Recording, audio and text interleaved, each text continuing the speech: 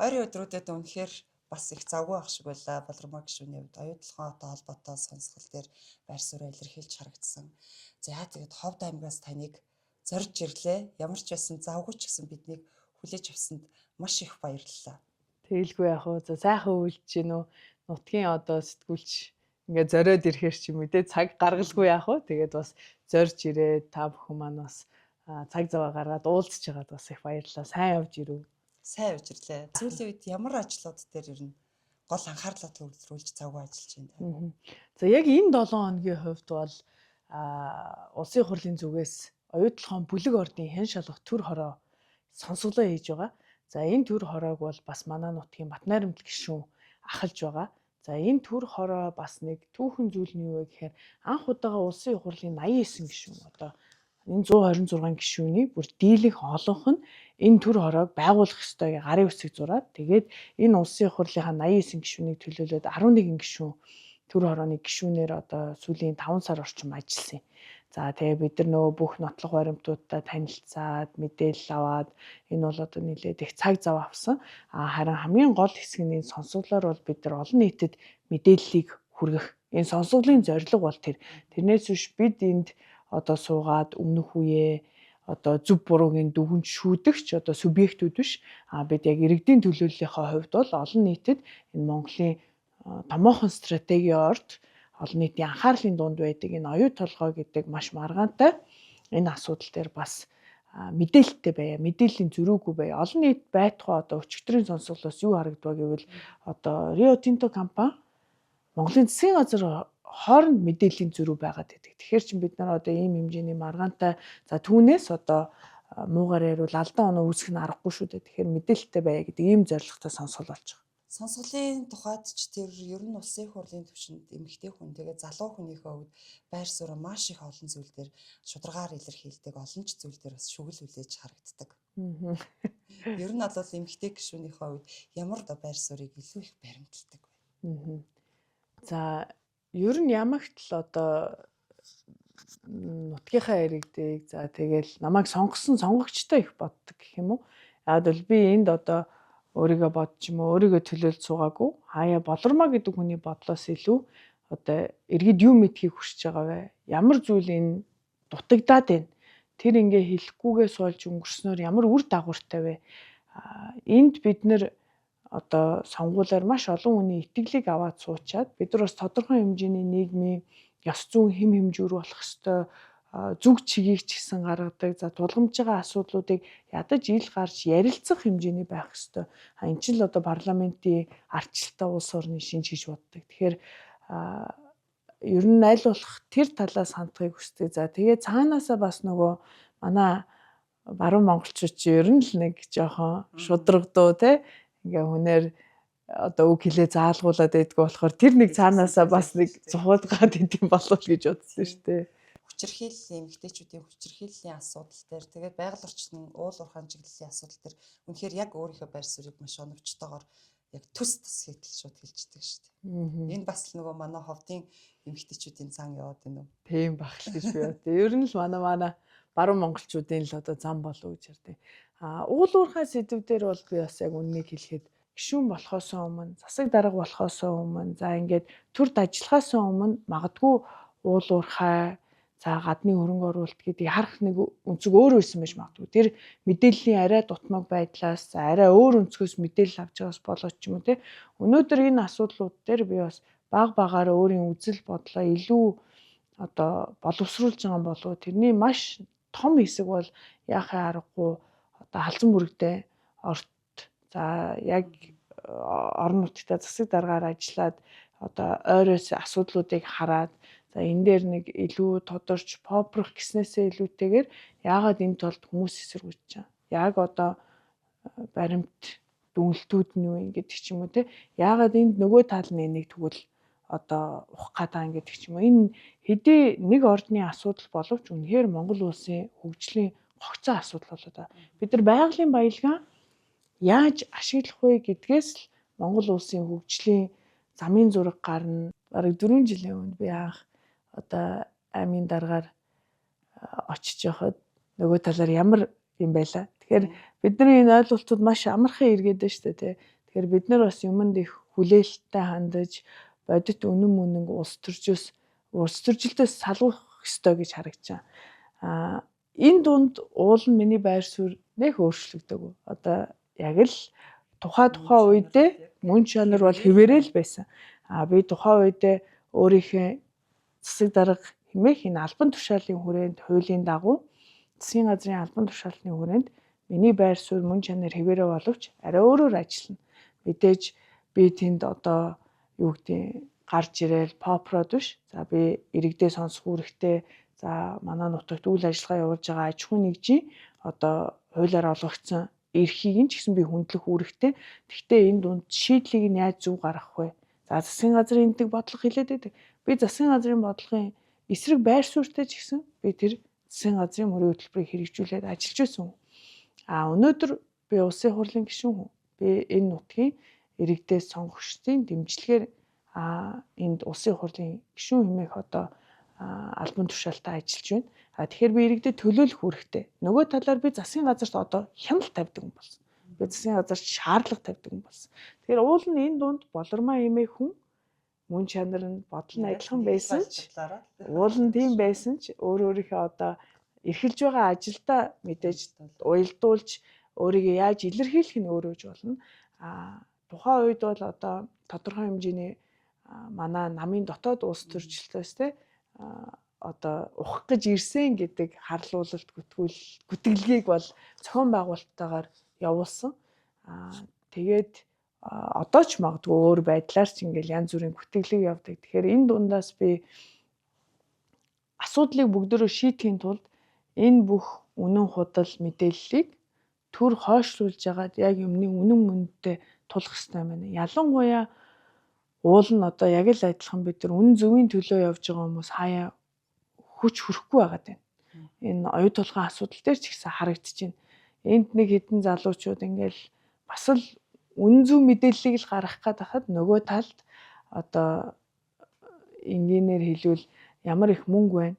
За түүгээрээ ямар их одоо тарих угаалтыг хийх гэж оролдож байна гэдэг бол маш тод харагдаж байна.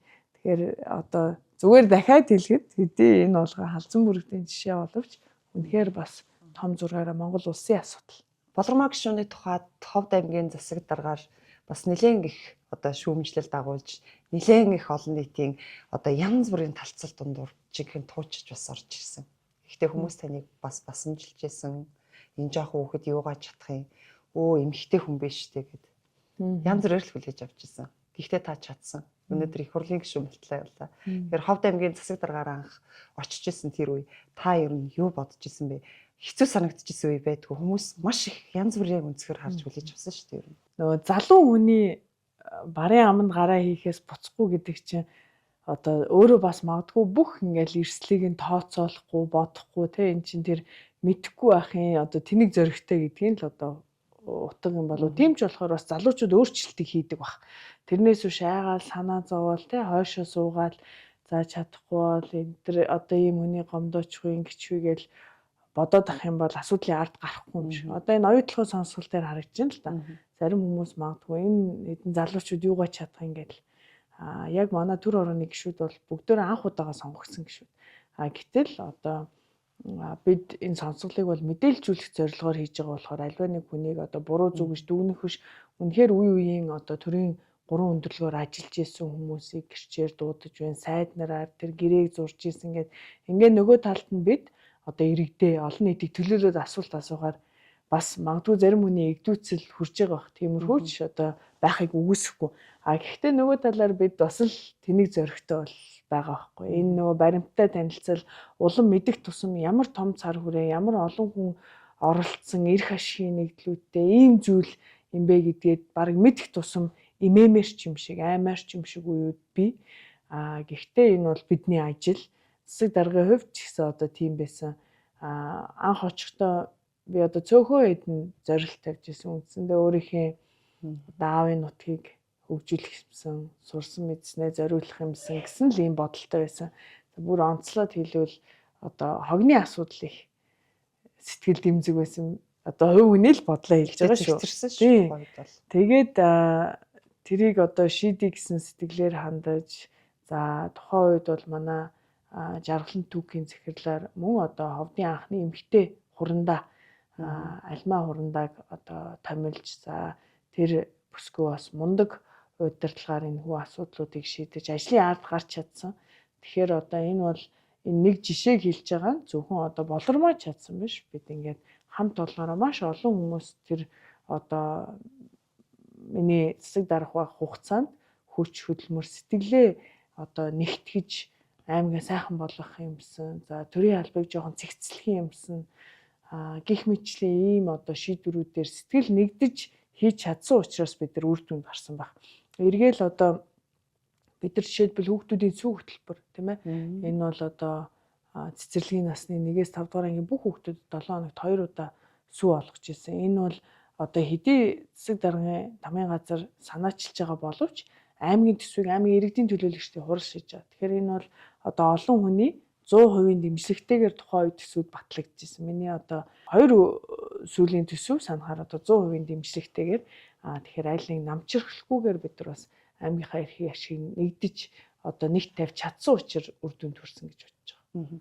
Таныг ер нь харьцангуй бас хүмүүсээ аягүй боддог, доор ажиллаж байгаа экожа маш сайн удирддаг. Тэднийхээ төлөө маш сайн ажилладаг гэж сонсч байсан. Тамгын газар дотор одоо тухайн ажилчдаа амраах тийм сайхан өрөөг гаргаад догчулж байсан. Ажилчдынхаа хүүхдүүдийг ирээд ажил дээрээ ирээд гүгээд явах тийм боломжийг бас хангаж догчулж өгч байсан гэсэн. Өнөөдөр харамсалтай бас тэр зүйл байхгүй болсон билээ. Танаас энийг сонсоход бас их таатай байна л да. Тэгэж бас хүмүүс дүгнж харсан их баяртай байна. Энэ маань эргээд болормоо гэхээсээ илүүтэйгээр бас эмэгтэйчүүд удирдах төвшөнд очихоор илүү хүнлэг шийдвэрүүд гаргадаг гэдгийн жишээ байсан байгаасаа гэж бодож байна. Энэ гэхдээ судалгаагаар ер нь нотлогддог зүйл. Хаа газар эмэгтэй хүн удирдах төвшөнд очихоор илүү шударга ёсны үзүүлэлтүүд сайжирдаг, за илүү хүнлэг шийдвэрүүд гардаг гэх мэтчлэн тийм байсан болов гэж бодож байна. За би ч өөрөө тэгээд хэдий залуу хүн боловч бас олон улсын төвшөнд ажиллаж байсан. За тэдгээрийн одоо хүний нөөцийн туршлагуудыг аль болох нэвтрүүлэх гэж үзсэн. Энд чинь нөгөө хувь хүмүүсийн хоорондын асуудал биш. Зарим нь бол энэ чинь өөрөө хүний нөөцийн байгууллага яаж удирдах гэдэг энэ чинь бараг онол практикийн шин чанартай зүйлсүүд байгаа шүү дээ. Тэгэхээр аль болох тэрийг нэвтрүүлэх гэж одоо хичээж исэн.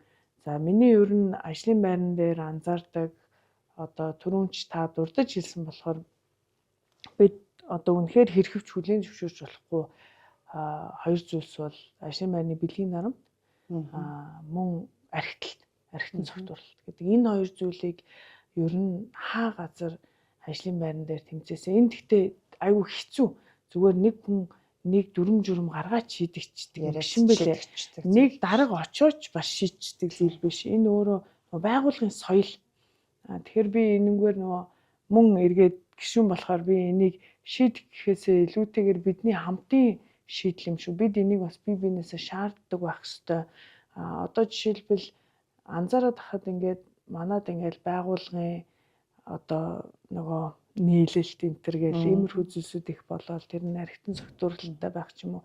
Би зүгээр удирдлагаар ажиллаж байгаа хүн ерөнхийдөө аншаалбын дарга багтаач тэр одоо засаг дарга багтаач тэр хизээч тийм байгуулгын тийм зүйл байж болохгүй гэдэг байр суурьтай байсан. Одоо засаг дарга багтаа байгууллагаараа хийжсэн ганц арга хэмжээ бол гэр бүлээрээ нэг удаа би цасны баяр хар ус нуур дээр очиж хийжсэн.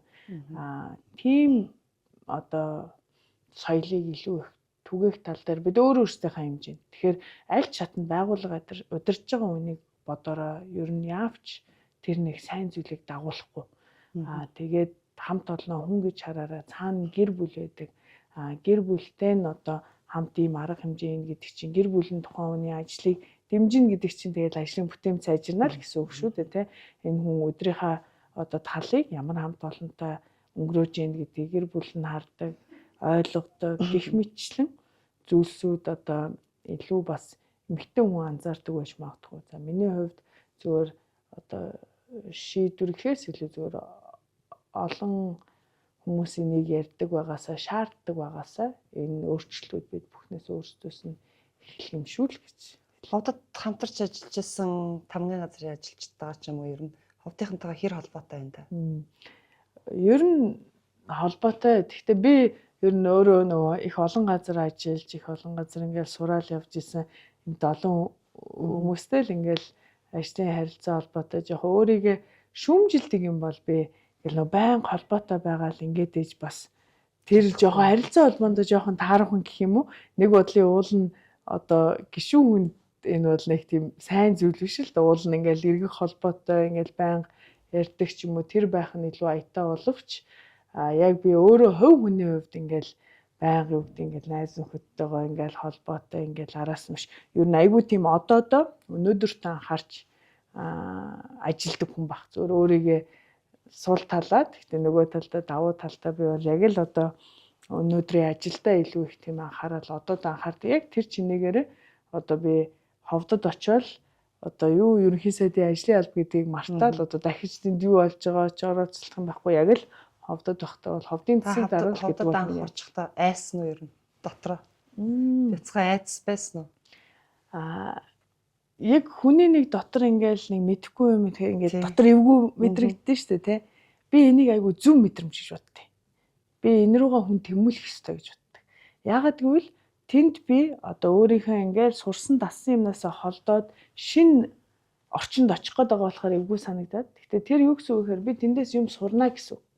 Анх би ингээд 14-т 10 жилээ төгсөөд 15-д одоо оюутан болох гэж. Тэгээд нэг гадаад сургуулийн тэтгэлэгтэй Америкт бүх юм нөгөө амьдрах зардал за мөн одоо сургуулийн төлбөр тэтгэлэгтэй карманда $200 15 охин ингээл явж байна. Тэр чинь ингээл айц дагуулж байгаа шүү дээ. За тэгэл очиод би өөр сургууль руу бас тэтгэлэг хөөцөлтөөл шилжиж арай том сургууль руу гээл. Тийм шийдвэр гаргаад мөн явах болол бас л ингээл айцтай. За ингээл дандаа хэд хэдэн хотуудыг дамжаал ажиллаа солиоч юм уу те. Ингээл Дэлхийн банкнд ажиллаж байгаа. За Green Climate Fund буюу өөр газар очих болгоно. Нэг тийм айц мэдрэгчсэн. Эргээд бодоход дандаа тэндээс миний өөрийн одоо нөө хувь хүний хөгжил явагдчихсан учраас одоо би тэрийг ерөөсөө тэгэж эргээр хүлээж авдаг. Тэр мэдрэмжийг би баг айц гэж тодорхойлохгүй. Зөвхөн тэр духгүй мэдрэмж гэж боддог. Тэгээд тэр маань баг булчин мэд тэрэн рүүгээ тэмүүлдэг. Тэмүүлээд хөгжөөд хөгжүүлэх. Тий. Одоо юу гэдэг тамирчин хүн бол тэгэл нөгөө хөлсөө тусааж ээж тухайн үед зовлон мэдэрч байгаа юм шиг мөртлөө тэгжиж хүний булчин том болно шүү дээ, тэ. Тэрэн шиг миний өсөлт хөгжилт тийм тухгүй юмнаас ирэх ёстой гэдэг тийм ягаад ч юм тийм мэдрэмжтэй байдیں۔ Тэгэхээр одоо ховд руу явж байхад би тийм сөрөг айц гэж хэлэхгүй. Их юм сурах юм байна да гэсэн тийм тухгүй мэдрэмж бол байсан. Таныг анзаараад байхад одоо ингээ 14 наснда 10 жилээ төгссөн байх нь шүү дээ. 15 настай та явсан. Игч баг бүр одоо тий оюутан хүний амьдрал руу орж штэ. Тэгээд хожим дахиад ингээд засаг даргуулж ингээд одоо ингээд их хурлын гишүүн ингээд удирдах ажил ингээд хийгээ явж байгаа хугацаанд та ер нь үеийнхнээсээ бүр ингээд төрүүлээ талхацсан тийм хувь тавилантай ч юм шиг санагдаад. Яг уу бүх юм бүр жоохон багтаал багаасаа жоохон тэгсэн. Гэхдээ би одоо ер нь хардсан штэ одоо арай настаа мөртлөө айгүй залуу сэтгэдэг хүмүүс байдаг те. Эсвэл ингээд залуу мөртлөө бас их тийм одоо эмээ өвөө дээр өссөн хүүхдүүд ч юм уу нэг тийм байдаг. Тийм болохоор нэг одоо нас бол тоо гэдэг шиг тийм байдлаар ханддаг. Тэгээд илүү одоо яг ажил дээр бол илүү би мэрэгжлийн одоо энэ бол хүний хүүс настай холбоотой асуудал биш. Тэр албан тушаалаа одоо би мэрэгжлийн тэр ажилдаа хандах нь чухал гэж одоо боддог. Яг мэдээж хаяа санаа зовдөг бас ялангуяа засаг дарга болоход энэ залуу охин ирчээд би өөрөө тэрэндээ эмзэглэх биш хүмүүс яаж хүлээж авах болоо гэдэг дээр их бас бодож исэн л та яах бол да одоо юу гэдэг айлд орол хоймор цуухаас ахуулаад тэр чинь хувь хүний хувьд бол надад эвгүй штэ. Тэгтэл засаг дарга нь байгаад байдаг. Харин энэ дээр надад тийм одоо Монгол ухаан ямар агуу юм бэ гэж би бодсон. Надад хамгийн одоо хүлээн зөвшөөрсөн хүмүүс бол дандаа ингээд ахмадууд. Харин одоо энэ баг хүүхэд гэж харалгүйгээр эн чинь засаг дарга шүү дээ. Миний хүү тэр нас залуу баг байгаадаа битгий эмзэл. Одоо чи энэ ажлаа сайн хийх чинь чухал, тэр чинь л чухал гэдгийг хэлдэг байсан. Ер нь хүн ингээл бусдыг доош нь татах, бусдыг шүүмжлэх гэдэг бол өөрийн дутуугийн комплекс ч юм уу те. Тэрнтэй нэг жоохон дүүрэх гээл те. Харьцуулах гэдэг юм болов уу гэж одоо зарим хүмүүс ярьдаг да те. Өөртөө сэтгэл хангалуун байгаа хүн одоо бусдыг гадна үзмжээр нь ч юм уу нас хүүсээр нь ч юм уу ингээд ялгуулах гад дэдгүү болов гэж одоо би найдаж байна. Тэр ч утгаараа одоо ялангуяа ахмадууд маань тийм юмн дээр их тийм тэнүү ханддаг юм болов гэж одоо эргээд бодсон. Манай ховдын ахмадууд тэгээд манай ховдын яг одоо Монгол уламжлалаа хадгалаад явж байгаа малчтын хувьд өөртөө үнэхээр лам сайтай байдаг юм. Өмөрөд баг ер нь хэр халдаахгүй шинжтэй гэх шүү. Яг магадгүй нөө би их ер нь нэлээ их цагийг бол аль болох асуудлыг газар дээр нь очиж шийдэх гэж, газар дээр нь очиж танилцах гэж одоо цаг зарцуулдаг байсан. Өнөөдөр би улсын их хурлын гишүүн өдөр болгон аймагтаа юм уу те одоо би 4 аймгаа сонгогдсон. Хов, Дуус, Говьалтай завханд би өдөр болго ажиллаж чадахгүй шүү дээ. Энд ордонд чуулгантай байна, хуралтай байна гэл яг л ийм нөхцөл байдалтай. Харин засаг дарга гэдэг бол, сумын дарга гэдэг бол, багийн дарга гэдэг бол яг л газар дээрээ энэ гүйцэтгэх ажлыг хийж байгаа албан тушаалтан. Тэгэхээр би одоо ажлаа илүү тийм байдлаар хардаг байсан. Жишээлбэл одоо би улсын төсвийг шүүмжлэлээ шүү дээ. Би одоо өөрөө зарчмынхаа эсрэг юм аймгийн дарга багтаа хийцэн бол өнөөдөр би шүүмжлэх хэрэггүй. Гэхдээ аймгийн дарга багтаа яг л би одоо шаарддаг байгаа юм хийдэг байсан. Сум болгон дээр очиод би иргэдээс саналыг нь авдаг байсан. Улирал болгон би бүх суман дээр очиж нэг тайлан тавина. Бүх сумуудаар. Бүх сумаар ховд гэлтгүй бүх 4 аймгийнхаа сумаар бүх сумаар. Засаг даргаар тэр бол одоо баруун бүсийн зөвлөлийн даргын хувьд за мөн нэр дэвшигчийн хувьд ингээ хоёр тустай байсан. Харин аймгийн дарга байх хугацаанд бол би ер нь улирал болгон сум болгонд очиж ажилладаг байсан. Энийг зорилго болгоо. За ер нь бол сум болгонд одоо өдөрт нэг 2-3 сумаар очиод уулзал хийгээд манайх зам харгуй сайтай хэмжээ 7 хоногийн дотор л амжуулдаг. Хүн тэгэл ер нь юм амжуулъя л гэвэл амжуулдаг л байхгүй тий. Тэгэл одоо залхуураал одоо шалтгаан тоочвол байвал тоочвол шүү дээ. Тэгээ улирал болгоо ер нь ямар нэгэн байдлаар хүрч ажилладаг байсан. Ялангуяа би төсөв дээр хэлэхэд бол аймгийн төсөв гэдэг чинь одоо зөвхөн мэдээж төлөөлөгч нар иргэдэд төлөөлөө тэнд санал оруулна. Гэхдээ хэрвээ бид нар шиг ялангуяа цөөн хүн амтай газар иргэдээсээ очиж санал авах боломж байвал тэр нь би зөв байх гэж үзсэн. Засаг дарга анхны төслийг боловсруулж оруулж ирдэг. Эх жилийн төсөв иймэрхүү төслийг боловсруулж орж ирдэг учраас би тухайн сумын төлөөлөгчтэй хамт ингээд соёлын төвдөө уулзаад тэгээ та бүхэн ямар бодолтой байна, ямар саналтай байна. Тэрнгээр нь яг сайхан гар өргүүлж байгаа л саналыг нь авч яагаад тэгж ордог байсан.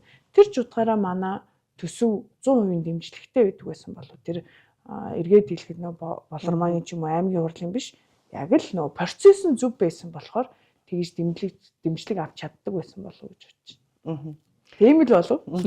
Одоо хоёлаа яриагаа албаны яриагаа жоохон зэгцлээ. Тэгэхээр таны айгүй албан бус яриад байна гэж бодод байсан. Албан бус ярьж байгаанаас албаны мэд сонсогдож байна.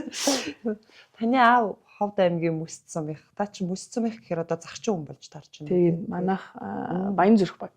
Баян зүрх баг. Ер нь аавынхаа нутагт очиод бас ажиллаа. Бага насндаа ер нь Ховд аймагт хэрэг очдог байсан. За одоо намайг бага байхад зам харгуу бас юм сайн биш байсан. Тэгээд би нэг яг 3-4 л очсон оюутан болохоос өмнө. Одоо энэх их олон одоо 100 болгон тий очдөг байсан бол биш. Би илүү ээжийнхаа талын эмээ өвөтэйгээ хотод ойрхон Малтай байсан. Манай эмээ хоёр тэгэхээр зундаа тэнд байдаг байсан. Ээж нь хаанхын хүн бэ? Манай ээжийн аав бол Дорнод аймгийн Матад сумынх. Ээжийн ээж бол эмээ маань Завхан аймгийн Алдархан сум. Аавынх нь ээж аав яг малчин хүмүүс байсан. Аавын ээж аав одоо өвөө эмээ хоёр маань одоо Манхан суманд амьдардаг. Ховдтой байдаг. Тийм үү. Тийм бураа хөгшчүүд би. Өвөө маань болохоор Тээврийн жодооч байсан. 4-р баазын одоо ер нь нутгийнхан мэдэндээ Алтан гэрэл жолооч гээд тэгээд эмээ маань болохоор одоо эрүүл мэндийн салбарт байсан. Ийм одоо хоёр хүн. Тэгээд одоо ч ихсэн сайхан байдаг эмээ өвөө хоёр маань би бас их хацтай. Эмээ өвөө хоёроо одоо нутагт нь ингээ хамт байх охин нь ингээ засаг дарга хийгээд тэгтээ би бас жоохон ажлын хийхтэй хүн болохоор ер нь ингээ ажил гэхээр ер нь ингээ хангалттай бас цаг зав гаргаж чадаагүй. Тэрэндээ бол жоохон харамсдаг. Гэхдээ мэдээж одоо ч гэсэн сайхан очихдоо мэдээж сумаар дайраад явах болгондоо эмээ өвгийнхоор орно. Аймгаар орсон ч махан ойрох юм чинь. Махан сумын төв дээр тий сумын төв дээр байдаг болохоор гэл ухсээд очиход гайгүй. Баг наснда бас очижсэн нэг ховдод очижсэн нэг зураг харж ирсэн юм. Настай байсан юм бэ? Мөсдөд ховдын яг мөсдөд нэг очсон зураг фэйсбүүк дээр. Тэр багтаа нэг 6 мурга байсан юм болоо 5 мав болов 5 6 настай. 5 6. Хотын охин нөгөө хөдөө яваад очихоор нэг шал өөр ингээл амьдрал ах уу ингээд бүх юм өөр харагддаг шүү дээ. Тухайн яг ингээл хотоос хөдөө очихоор ямар санагддаг байсан бэ? Гайгүй надад нэг тэгж санагдаагүй. Энд чинь ойрхон манай эмээ хоёр гачууртад малтай байдаг байсан болохоор тэр үед чи одоо юм гачуурт ийм их суурьшсан биш. Одоо цаашаа ам бол яг л нөгөө хөдөө адилхан байдаг байсан болохоор нэг тэгж одоо ялгаатай бол санагдаж байгаагүй. Тий. Баг нас ер нь хэрхэн өнгөрсөн бэ? Баг насныхаа тухай ярил ямар хөвгтэйсэн бол? Би айлын баг. Дээр ахтай хөвгтэйсэн баг хэрэг.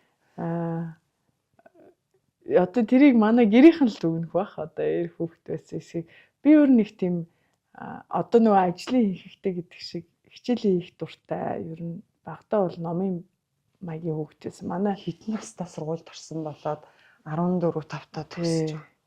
Би 6 таа. Одоо тэр үед чи 8 таа ордог байхад тэгээд манай ээж одоо зүгээр ярьтын би ч өөрөө тийг сайн санахгүй байгаа. Нэгдүгээр ангидаа ингээ би заавал хичээлээ дуусгах хэрэгтэй гэж өөрөө шүн 1 2 хүртэл суудаг байсан. Одоо ингээ манай дүүнэрийг заягнахтаа тэгт энэ анаа чинь тэгж хичээлээ хийдэг байсан шүү дээ гэд. Тэгээд ер нь бол илүү тийм хичээл номондоо шамдсан маягийн хөөхд байсан гэх юм уу. Ер нь их хөөрхөн охин байсан баха болормоо гэж. Баярлалаа. Тий. Хөөхд болгол одоо хөөрхөн. Би их өндөр нуруутай үеийнхнээсээ нэлээ насаар багчсан чадс нуруугаар их өндөр тийм охин байсан баха. Ер нь манай аав их өндөр хүн. Тий. Тэгэхээр гайгүй ер нь бол үеийнхэндээ өндрөөрөө гайгүй. Ер нь энэ тэнд очихоор хүмүүс игдэн шүү дээ. Өө бодсноос илүү өндөр юм байна гэж. Камераар харахтаа арай намхан харагдд юм байна. Аавынхаа тухай ярихгүй юу? Ховд аймгийн мөсцсөн би бас байгаль орчны салбарт олон жил ажилласан, удирдах ажил хийсэн их мундаг хүн байдаг шүү дээ. Тий. Манай аав байгаль орчны гавьяат ажилтан. За насаараа яг энэ салбартаа төрийн байгууллагуудад за мөн одоо олон улсын төсөл хөтөлбөрүүдэд дийлэнхийн нь бол одоо төрийн байгууллагад ажилласан. За Ховд аймгийн мөссөн төрж өсөөд за аймгийн төвд 2 дугаар 10 жил төгсөөд тэгээд одоо тухайн үед нөгөө шалгалтаар конкурсоор зөвлөлт холбоот улсад сурах тэтгэлэг аваад тэгээд манай ээжтэй тэнд танилцчихсан. Манай ээж болохоор одоо Улаанбаатар хотод төрж өссөн унган одоо хотын охин байдаг. Тэгээд маань сургуулаа төгсөөд аав ээж хоёр маань сургуулаа төгсөөд хоёулаа яг энэ байгаль орчны чиглэлийн хүмүүс. Тэгээ хөдөө бас ажилласан.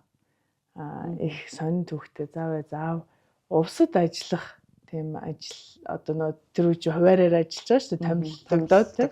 Тэгэхээр увсад ажиллах байсан чинь би ингээ гэр бүлэрээ их нартайгаа нэг газар амаарана гэдэг хоёулаа хамтдаа одоо Сэлэнг аймгийн Бугант тосгон гэдэг одоо Ерөө сумын Бугант тосгонд бол ажлын гараагаа эхэлж исэн ийм одоо байгаль орчны салбарын хүмүүс. За тэгээд одоо мэдээж хүн болгонд л аав ээж нь тэнгэр бурхан мэт шүү дээ тий. Тийм болохоор одоо мөн л адил тэгж боддог. За аавын маань хувьд бол ялангуяа би эмэгтэй хүүхдүүдэд нөгөө нэг өөрийнхөө одоо характер өөртөө итгэлийг бол одоо бас ааваасаа илүү олж авдсан болов гэж боддог. Тэгээ одоо ч гэсэн ер нь эргээд хараад одоо өөрийнхөө хэмжээндээ л дүнэлт хийж байгаа шүү дээ. Тэгэхэд ингээд ер нь намайг баг бахаас аав ээж хоёр минь ингээд хизээд үгийг минь сонсдог. Ингээд энд нэг хүүхэд үг хэлж ийн гээл үгүйсгээ ч юм уу те ингээд үл томсорлонгуй ш. Яг л одоо адилхан одоо том хүн шиг тэгээд сонсдог. Юу гэж хэлээд байна, яагаад хэлж байна, ингэж харилцан яриа өрнүүлдэг. Тэр маань одоо багасаа би бас аливаа юм дээр те өөрийн үзэл бодолтой дуу хоолойгоо илэрхийлэх боломжтой штэ гэж боддог юм. Тэр бодлыг төрүүлсэн байх гэж эргэж боддیں۔ Одоо хаяа би чи загнуулаа штэ ингээл дандаа ингээл янз бүрийн юм хэлээд ах юм бас түрүүн та асуултандаа хэлжсэн те жоохон зоримог шудраг бас дуу хоолойгоо хүргэдэг. За улс төрийн төвшөнд бол хаяа зэмлэл хүртэн штэ. Энэ чинь чимээгүй байж болдгоо юм уу? Яг уу энийг дугаа өнгөрөөч гэдэг ч юм уу. Тэр үед би өөр дээр бас түнтэл хийж байгаа штэ. Яагаад би одоо ингээд хилэн загтансан юм шиг хаяа үнэхээр ингээд дуу хоолойгоо илэрхийлээд байдаг юм бол яагаад тэгтэл зарим хүмүүс заавал тийх шаардлагагүй байгаад ээж өнгөрөөгөөд ээж байдаг юм болоо гэж бодохоор бас эргээд тэрэнд бол аав ээжтэй их баярлалтай, эмээ өвөө нартай их баярлалтай. Ер нь одоо багаас нь ингээд өөр нь байлгасан гэх юм уу да. Одоо ингээд янз бүрийн магтаал, зэмлэл, олны хар цагаан гэсэн бүсийг хэл амн дундуур яваад эмэгтэй хүн бас хэцүү шүү дээ. Зарим үед үнэхээр өөрөө ирэхгүй нугармаар санагдах л баг. Тийм үед ер нь юу гэж бодогддог, хэцүү санагддаг үе ер нь байдгүй. Аав ээж хоёр нь бас их санаа зовдөг баг. Мэдээж одоо хүний эцэг их санаа зовж л байгаа. Янз бүрийн одоо сайн муу хэлүүлээл. Гэхдээ одоо би ч өөрөө айл болох стрессдгүй энэ дээр одоо хүн юу гэж бодсон, юу гэж хэлсэн. За ялангуяа би яагаад одоо зарим одоо зүйл бол нөгөө төлбөртөө трол гэдэг шүү дээ. Яагаад ингэж байгаа мэдж байгаа болохоор би өөрөө үннээ мэдж байгаа. Эцэг их маань үннээ мэдж байгаа. Учир аль болох стрессдгүй байхыг боддог. Гэхдээ тэр нь ингээл бүр надад ерөөсөө нөлөөлдөггүй гэж хэлэх нь цаашаа. Гэхдээ ер нь бас гайгүй. Тэгээд аав ээж хоёр маань миний яагаад зориод яагаад ингэ тэмцээд байдгийг ойлгодог, бүр дэмждэг. Өө зоригтой дуурах хэрэгтэй штэ. Хэлэх ёстой юм а хэлэх ёстой штэ гэж хэлдэг учраас би бас тэрнээс нь урам зориг авдаг гэх юм уу. Уйлчихмаар үе байдгүй. Яг хүн юм чинь байна л. Тэ. Гэхдээ улс төр гэхээсээ илүүтэйгээр одоо нэг тийм байгалийн сайханд очиод сэтгэл уярдаг эсвэл ингээд нэг хаяных гой мэдээ юм уу хардсан шүү дээ. Одоо ингээд нэг сайн явж байгаа монгол хүний талаар ч юм уу тийм мэдээ харахад их гоё байдаг. За эсвэл үнэхээр одоо сэтгэл эмтэрмээр зүйл харахад ч юм уу те тэрнээс биш яг нэг улс төрийн хүрээндээ өдөр тутамдаа болоод байгаа юмдаа нэг тэгж одоо ойлгох хэмжээний эмтрэх зүйлсүүд нь гайгүй. Нэг үгээр хэлбэл өөрийнхөө хувийн асуудлаас илүү бусдын сайханд талархдаг юм байна. Бусдын шаналлд бас шаналдаг юм байна л гэж ойлголоо. За тэр ер нь бас ер нь хүний их нандин чанар байх шүү. Тий. Ер нь талархал гэдэг их чухал юм байна гэж бодсон. Ер нь бид нар ч гэсэн ингээд сүү өргөнө гэдэг ч юм уу те энэ болгон чи ер нь талархах сэтгэлийг байнга илж идэг. Тэгэхээр бид нар бие биендээ ч гэсэн ер нь байнга талархаж явах хэрэгтэй. Аль болох за бид нар ялангуяа ингээд төрийн ажил хийгээл өмнөх зүйлсүүдээ эргээд судлаад харахад тэр болгонд ингээд бидний тийм одоо сошиалор хаяа харуулж байгаа юм шиг ингээд хит хоёр төл рүү хуваагдахгүй шүү дээ. Бас эн чинь юм шууд хар цагаан гэхээс илүүтэйгээр энэ дунд чинь одоо маш хүнд хэцүү нөхцөл дунд юмыг сайжруулах гэж хичээж явсан хүмүүс байна. Тэ бидний одоо мэдгүй чимээгүй бааtruуд маш олон байгаа тэ. Тэгэхээр өнөөдөр бас Монгол улс маань ийм хэмжээнд байхын төлөө зүтгэсэн олон хүмүүс байгаа. Тэгэхээр тэр болгондоо тэр төрийнхөө төлөө зүтгэсэн хүмүүстэй ч гэсэн талархах сэтгэл төрдөг. Одоо дахиад өнөөдрийн сэдв болохоор оюу толгойч тэр юм уу те. Сайн та муутай ч гэсэн тэр дунд Монголын эрх ашигын төлөө магадгүй тэнд нэг ажлын хэсгийн хурал дээр санал нь тоогдоогүй те олонх нь хүчиндээ эсрэг санал гаргацсан ч дуу хоолойгоо хүргээд үлдээсэн. Одоо бид нар тэр баримт протоколыг нэг уншаад харж байгаа шүү дээ. Тэр мэтчлэн маш олон ингээд Монголынхаа эрх ашигын төлөө зүтгэсэн хүмүүс бас байгаа шүү. Тэрний төлөө бид бас талархах хэрэгтэй. Өөрийнхөө хувийн амьдралыг бас жоохон хоош тавиад. Манай нутгийнхан заримдаа үгүй гişүндээ нэг нөхөр олоод ирчих гэсэн. Ховдод нэг хантай олгоод аваад үлдчих. Бүр бараг ховдтой байх юм шиг. Манай ахмадуудын дунд бас нэг тийм хөвгчлөлтэй яриа байсан. Хувийн амьдралаа ер нь жоохон хоош тавиад байна уу? Ямар бодолтой явдаг юм бэ? Олон ч хүмүүс олон ч хэвлэлээр асуусан байх л та. Асуу. Яг уу би бол ер нь ямагт одоо төрийн ажил хийхээсээ ч өмнө тэр нөгөө хүний хувийн амьдрал одоо бас ажлынхаа амьдрал хоёроо магадгүй ялгаж салах нь зүйтэй байд юм болов уу гэж боддог. Тэгээ ялангуяа одоо би төрийн буюу нийтийн ажил хийж штэ. Тэгээ тэр дунд ингээд хувийн асуудлаа, хувийн амьдралаа яриад ахын зөвхөмжгөн болов уу гэж боддог. Гэхдээ хүн болгонд хүндлэмж өөрийн хувийн орон зайгаа, хувийн одоо тийм ингээд хувь хүндлэмж мэдээж тэр орон зайтайгаа ингээд амьдраа явж идэг. Тэр тэгтээ нэг тийм одоо юу гэдэг бусдад нэг тийм сонирхолтой ч юм уу сонирхуулаад авах шаардлагатай зүйл гэж боддог. Одоо та бүхэн адилхан л одоо эмэгтэй хүмүүс. Болормаа гишүүний тухайд нэг тийм имиж нь гаднаас нь тайг харахаар маш гоё энгийн харагддаг. Бараг л ингээл уруулаад хот өнгөөр бодохгүй, учиргууд хот өнгөө хувцсан өмсөд явж ирснийг ерөөсөө хараагүй. Тэгээ харахаар энэ байга байдал нь өөрөө бүр их эмгтээлэг мөртлөө энгийн байдаг байхгүй. Тэгээд би боддгийн дотроо нөгөө эрдэмтэй хүн даруй их мөрөнд дүлгөөн гэдэг шүү дээ. Тэгэхээр хүн альва зүйлд одоо ингээд эрдэм номд нэвтрхийн хэрээр гоёж гоодох гэдэг тэр зүйлийг бүр орхичдаг юм шиг. Тэгэхээр нөгөө таны ертөнцийг харах үзэл, магадгүй амьдралыг харах үзэл бас их өөр байх шиг санагдаад. Энгийн байгаа байдлаас харахад. Яг хувь хүнийхээ хувьд одоо миний байгаа байдал юм. Одоо миний өөрийн хувь хүн. Гэхдээ би эмэгтэй хүн болгон өөрийнхөө үзэсгэлэнтэй гэж боддог. Тэр бол тэр хүний л одоо хувийн шийдвэр нь өөртөө ад жаргал авчирж байгаа зүйлээ хийж тэрийг өмсөж зүүх нь л одоо тэр хүнийг ад жаргалтай болгодог. Нөө хүн одоо өөрийнхөө үнэн мөннийг таньж тэ өөртөө сэтгэлийн хангалуун байх нь л одоо их чухал. Тэрнээс биш ингээл эмэгтэй хүн байхаар заавал одоо маш даруухан хувцлах ёстой эсвэл будаг шуунх ингээл ашиглах ёсгүй гэж хэлэх нь зохисгүй байх. Би өөрөө зүгээр одоо магадгүй залхуудаа ч юм уу эсвэл ингээд арай баг буддаг ч юм уу тэр нь гэхдээ эмэгтэй хүн байх ёстой гэж би битгий ингэж бодосоо гэж боддог. Яагаад вэ гэхээр нөгөө анхны эмэгтэй цэцэг дарга гэдэг тэр одоо тодтгол айгу хүнд бууж ирсэн надад. Яагаад гэвэл дараагийн эмэгтэй цэцэг дарганаар яг ийм байх ёстой гэд хайрцагчгүй. Тэр чи одоо би магадгүй жоохон хээгүү те эсвэл арай энэ тал дээрээ даруухан байх нь зүгээр л миний л асуудал ахгүй болормогийн асуудал. Тэгтгүй яг өөрийнхөө маш эмэгтэйлэг одоо илүү ганган хэнцэр тэр нь өөрт нь ад жаргал авчирдаг хүн ч гэсэн засаг дарга болчихвол нь шүү дээ. Тэр хүний тархинд байгаа юмар нь л бид нар одоо засаг дарга хийлгэж ажил хийх гэж байгаа болохоос биш тэр гаднах үзмжээс нь болж битгий хайрцаглаасаа гэж боддог. Тийм болохоор би энийг нэлээд тийм илүү нухацтай утсан. Заавал эмэгтэй хүн юм байх ёстой гэдэг зүйлийг би ч ер нь тэгж боддгоо. Гэхдээ тийм ойлголт ч гэсэн битгий хүнд төрүүлээсэ гэж боддог. Яг хоо ажлын шаардлагаар би бараг илүү одоо нөө будах шаардлагатай болдог. Яг нөө камер дээр харах өнцгний юм учраас одоо жоохон илүү тод будах ёстой гэж нөгөө зөвлөдөг ч юм уу. Тэгэл тухай нөхцөлдөө тааруулаад тэрнээс биш одоо юу гэдэг амралтын өдрөөр бол ерөөсөө нэг нүр хамаа бодолгүй тэгэл яг л одоо ихэнх эмэгтэйчүүд л барыг тийм байдаг. Ер нь бол нөгөө эрдэм номд гүнзгийрч байгаа хүмүүс ер нь илүү гадаад үзмжэндээ одоо барьсантай нүүр хамдаа янз бүрийн төрхөөс эхлэл тэрийг нэг ач холбогдол өгөхөө болчдөг юм шиг санагдаад.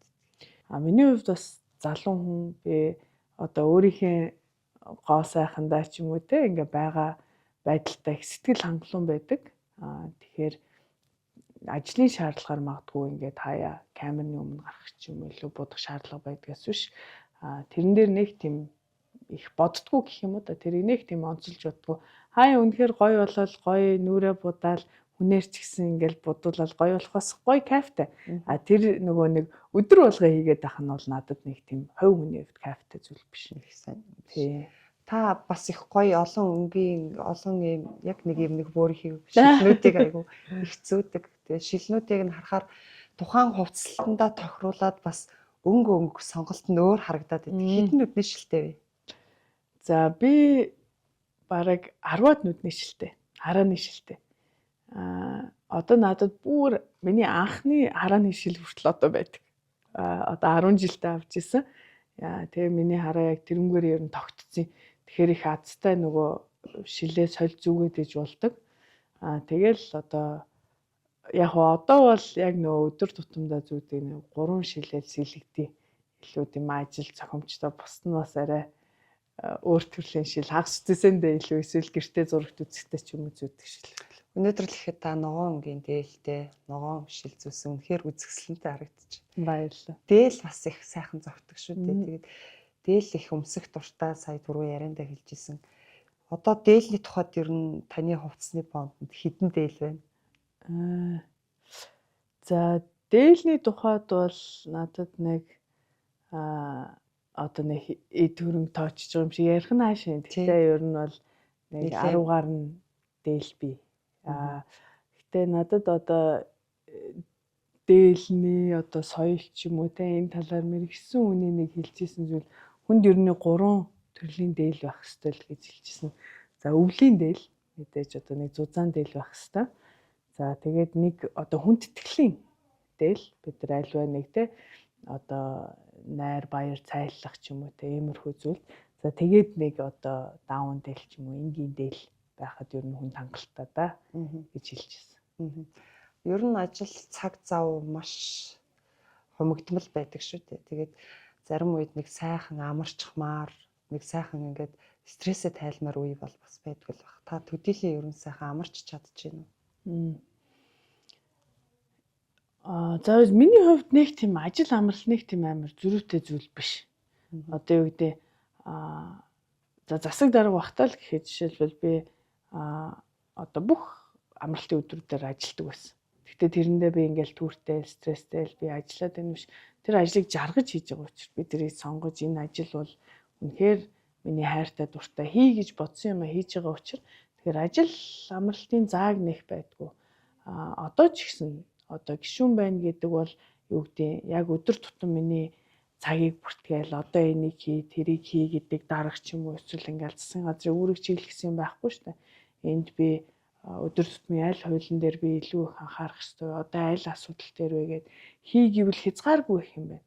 Хийхгүй хойшоо сууй гэвэл юу ч хийхгүй суугаад байсан ч одоо тэгэл муугаар илүүл ингээл цалингаа аваад явж явах ийм л одоо ажил. Гэхдээ энд байгаа бүхэл 126 гишүүн ямар нэгэн хэмжээгээр олон нийтийн төлөө гэсэн сэтгэлтэй юм хийгээд энд сууж гин.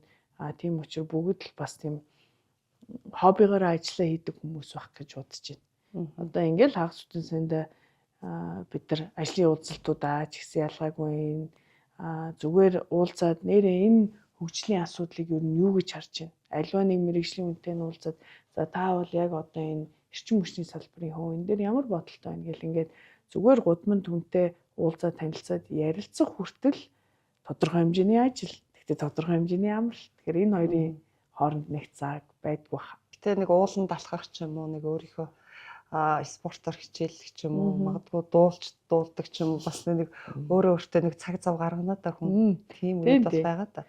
Спортоор хичээлдэггүй та. Би ер нь уулан далхах дуртай. Яг спортоор гэх юм бол газрын теннис тоглодог. Гэхдээ одоо төдийлөн бас цаг гаргаж чадахгүй байгаа. Тэгээд гэрийнхээ хажууд бол фитнест явдаг.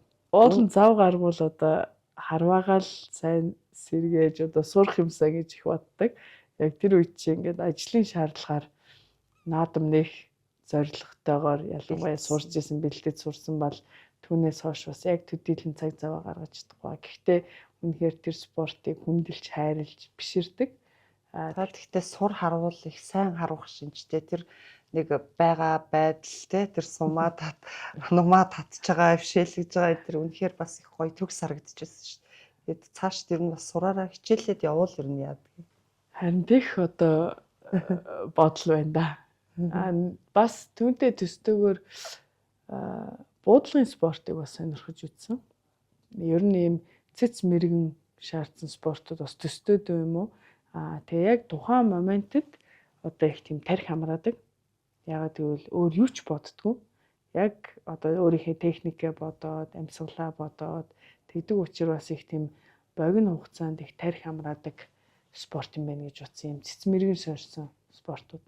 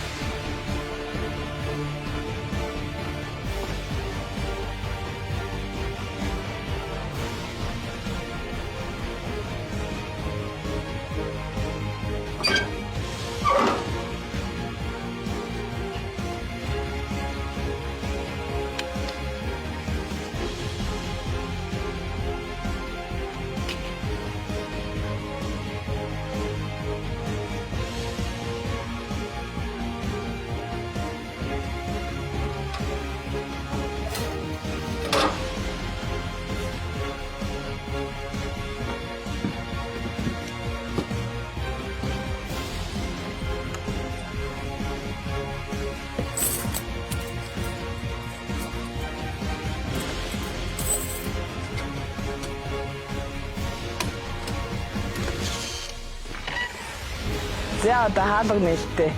Бүгдээрээ хамтдаа зүтгэж залуусаа.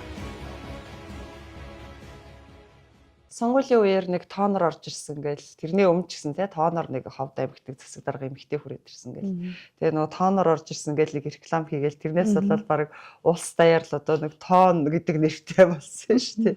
Тэр рекламыг таныг яг өөрөө би яг ингэж хийе гэд хийжсэн гэж бас сонсч ирсэн. Би ер нь нэг сөргөөр боддгоо шүү дээ. Гоё бэлэг дэмбэлтэй тоон гэдэг чинь монголчууд бид тоонороо тэнгэрээ ширтдэг сайхан зүйл юм болов л гэж боддог. Тэгэхээр нэг хин дээр эмзэгэлтгүй.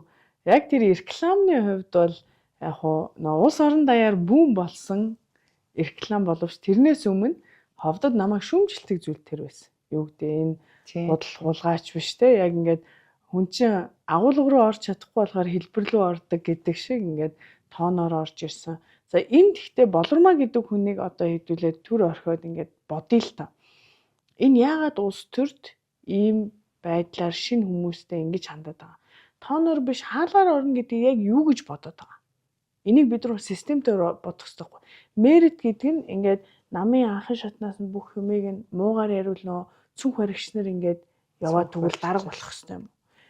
Би одоо 7-8 жил гадаадад яг энэ мэргэжлийн салбаар хөгжлийн бодлогоор ажиллаад ирээд бусад улс орнуудын хөгжлийн бодлогыг тодорхойлоход оролцож байгаад Монголынхтай оролцоод за тэгэн гутлаа аймагт ирэхэд яагаад тоонор гэж. Энэ яг юу нь болохгүй. Тэгэхээр энэ дээр би хилцүүлэг өрнөөсөө гэж бодсон үднээс одоо тэр рекламыг хийсэн. Тэгэхээр би өөрөө тэрэн дээр нэг эмзэгэлдэггүй. Тэр рекламын гол агуулга нь бол уул нь хаалга байх хэрэгтэй байхгүй юу? Тоондоо биш тэр рекламны одоо та бүхэн санаж ивэл бичсэн хаалга түгжээтэй байна. Энэ хаалгыг нээх хэрэгтэй. Миний айгүй хэмзэлдэг байсан түрүү одоо үнэхээр баг уйлмаар санагдана гэвэл ингээд ахмадууд хөгшчүүл орж ирээд миний хүүхдийг нэг ажилд оруулж өгөөч ээ. Ач зээгийн маань ажилд оруулж өгөөч ээ гэж аав ээж нэмээ өгөөний явахыг харах үнэхээр харамсалтай.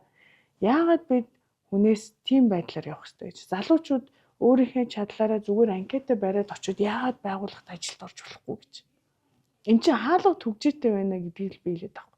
Миний хувьд одоо өмнө олон улсын байгууллага дандаа анкетаа өгж ингээд шалгарч тэнцэж ажилдаа орж ирсэн. Дэлхийн банкнд үндсэн ажилтнаар орж явахад дэлхийн 14,000 гаруй залуучуудаас 14-ийг шалгаруулж авсан. Тэрний нэг нь би байсан. Тэгэхээр ийм шудраг боломжийг залуучуудаа олохгүй ээжиж тэгээд тооноор орж ирлээ гэж ярьдаг. Би улс төрийн албан тушаалд одоо улс төрийн дэмжлэгтэй орсон үнэн үү? Ерөнхий сайдын ажлын албаны дарга бол улс төрийн албан тушаалтай. Би тэрийг одоо улс төрийн дэмжлэгтэй орчихсон. Засаг дарга гэдэг бол улс төрийн албан тушаалтай. Тэгэхээр одоо энэ процессын хувьд бол би нэг тийм бид нар шүүмжлэх зүйл гэж бодохгүй. Дэлхийн хаач тийм байгаа. Гэтэл бидний тархинд суудсан соёл өөрөө хаалхаар орно гэдэг бол ингээл нөгөө намынхаа ах нарын ингээл дагаал тэнд нь ингээл нөгөө хажуу авирганд нь байж байгаа л хий гэснийг нь хийж байгаа. Тэгээд улс төрд орно гэдэг. Тэгээд тэр хүн чинь дараа нь дарга болоод ямар мэрэгжил туршлага арга зүйтэйгээр шийдвэр гаргаж болох юм. Яагаад бид нар бусдын боловсрол өөр ажлын туршлагыг тэгвэл үнэлэхгүй байгаа. За тийм туршлагатай боловсролтой залуучуудтай хаалга хаацсан байж тээ гэдэг ийм мессежийг л хүргэе гэж бодсон. Хаалга хаагдаа тэр гэр дотор юу болоод байгааг ч бид нар мэдэхгүй. Тэгээ хаалттай газар нуугдмал газар нэх олигтой юм болохгүй ер нь бол. Тэгэхээр хаагуур нь орно уу яана уу гэдэг нь утга учир нь ш. Тэр гэр доторхоо хамтдаа цэвэрлэе. Хаалга нээя залуучуудаа гэдэг л ийм л урайтай. Гэхдээ тэр реклам байсан. Сонгуулийн сурчлага. Тий. Гэхдээ тэр бол бас яг стал бүүн болсон. Түүний дараа өмнө бас эхлээд тооноор орж ирлээ гэж шүүмжлүүлээд дараа нь одоо нөгөө хойд солонгосын ерөнхийлөгч шиг байна гэж шүүмжлүүлээ. Тэгээд сүүлдээ бүр нэг хар малгайтай зургийг тавиад Ким Дуухан шиг байна гэдээ бас ах явсан. Манай одоогийн засаг даргыг жоохон Ким Дуухантай төстэй гэдэг юм биш үү? Ер нь жоохон стилэнд нь манай нутгийг болохоор бид нар нэг тийм стилтэй юм болоо. Тэр бол зүгээр л стилийн асуудал шүү дээ. Ер нь бол хүний нөгөө өмсөж байгаа хувцастэй гадаад үзмжийг тэр хувцсны сонголтыг энэ тэр шүүмжлэнэ гэдэг бол их бүдүүлэг зүйл. Ер нь хүний гадаад үзмжийг шүүмжилж ярина гэдэг бол жоохон бүдүүлгэлтэй. Тэгээ хүн өөртөө таалагдсан, өөртөө тухтай, өөрт нь баяр баясгал авчирдаг. Тэрийг л одоо өмсөж зүөх ёстой шүү дээ. Ер нь бол нөгөө эмэгтэйчүүдийг одоо янз бүрийн өөр нүдээр те бэлгийн дур сонирхлын нүдээр ч юм уу харах, ямар нэгэн бие хэлбэрийг анзаарах, тэгэл биед нь хамаагүй хүрх хэмтэр бол одоо манай Монголын нийгэмд бол зүгээр байдаг л асуудал мэт болсон байна. Та энэний төлөө бас маш их дуурч байгаа, шүглүүлж байгаа. Монголчууд бид ер нь бол эмэгтэйчүүдэд хүндэлдэг, их хүнийг хүндэлдэг одоо тийм хандлагатай хүмүүс шүү дээ. Яг л одоо хөдөө айлд очиход тийм одоо хандлагыг илүү түгээмэл хардаг. За энэ асуудлыг түрүүн хэлсэнчлэн ингээл нэг хүн яриач юм уу те одоо гарч ирэх гэхээсээ бид нар нийтээрээ л ярилцдаг баймаар. Одоо энийг магадгүй би тодорхой хэмжээнд олон нийтэд ярьсны үндсэн дээр магадгүй маргааш нэг хамт олон ажлын байран дээр ярих хэрэгтэй. За манай ажлын байран дээр бидний нүдэнд ил биш юм болвол ямар механизмаар тэгвэл бүгдөө одоо үүнийг шүглүүлэх механизм ажлын байран дээр гарах уу? Хариуцлага тооцох уу гэдэг юм шат чатанд ийм яриа өрнөөсөө тэрийг төрийн байгууллага, хувийн байгууллага гэж ялахгүй нийгэмд тулгамдаад байгаа асуудал. Эмэгтэй хүний хувьд бол төдийлөн иймэрхүү зүйлсүүдээ ил одоо ярих хүсэл байхгүй шүү дээ. Гэхдээ хүн болгон энэ асуудлуудыг шийдээсээ одоо хүн болгон л хүмүүсийн үр сад шүү дээ. Одоо охин үрийг ингэж болохгүй гэдгийг л бид нар тал талдаа ухаарч өөрийнхөө ээжтэй адилхан, өөрийнхөө эгчтэй, өөрийнхөө охинтой адилтахад хардаг байгаасай. Зүгээр яг бодиттой ойрын хугацаанд би бол зүгээр л олон газар ийм яриа өрнөөсөө л гэж бодож байгаа. Бид нар алтан байгууллагатаар яах юм. Манай хамт олон ийм асуудал бол би нэг юмыг мдээгүй чимээгүй өнгөрхөн түүнийг би өөгшүүлж байгаа гэсэн үг үү. За би яаж одоо хохирогчийг дэмжих ёстой. Яаж энэ асуудалд хариуцлага тооцох ёстой. Би байгууллага удирж байгаа хүний хувьд энэ асуудалд яаж хандах ёстой вэ гэд бүгд бас ийм байдлаар хандаасаа л гэж бодож би нэг илүү одоо ил тод хүндсэн гэх юм уу. Тэрнээс биш ингээл энэ хүн тэр хүний асуудал гэж ярихаас илүүтэйгээр бид нар энийг нийгмээрээ хамтдаа ярилцах ёстой. Бид хамтдаа шийдэх ёстой ийм асуудал. Юуны өмнө танд бүр дахин баярлалаа гэж хэлье. Бид хоёрыг энэ их завгүй сонсголын дундуур сая бас төрийн байгуулалтын одоо байнгын хорооныхоо хуралд дундуур нь гүйчиж суучаа хүрээд ирлээ. Ямар ч байсан баярлалаа, талархлаа. Тэгээд бид хоёр ер нь Ховд аймагт нэг гэрэл түгэе гээд нэвтрүүлгийг төслийг гэдэг юм уу одоо видео өгдөх том ярихад санаачлаад тэгээд Ховд аймгийнхаа бас яг салбарын манлайл болсон олон түмэнд хүндлэгдсэн сайхан бүсгүйчүүдийг урьж оролцуулдаг. Тэрний нэг нь та байлаа. Баярлалаа. Нэвтрүүлгээр минь дамжуулаад бас Ховдод таныг хараа за манай их хурлын гишүүн маань бидний төлөө ингэж ажиллаж байна шүү. Ийм зүйлийг хийгээд гэхээсэ гэж бодож байгаа нутгийнхаа хүмүүст зон олондоо Ховд нутгийнхандаа юу гэж хэлмээр байна. За.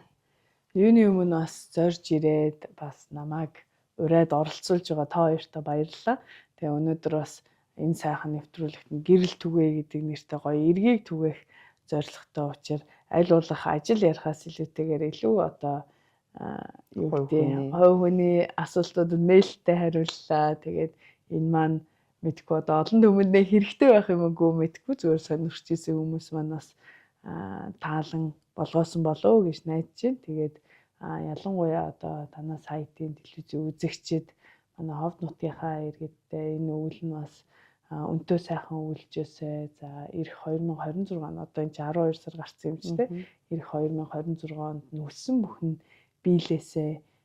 Тэгээд энэ сайхан гэрэл түгээ гэдэг нэвтрүүлэг шиг одоо та бүхэн өөрийнхөө бас байгаа орчиндөө гэрэл түгээж байгаа гэдэгт итгэлтэй байна. Тэгээд бүгдөө л одоо бие биендээ гэрэл түгээцгээе гэж уриалъя. Баярлалаа. За. Гэрэл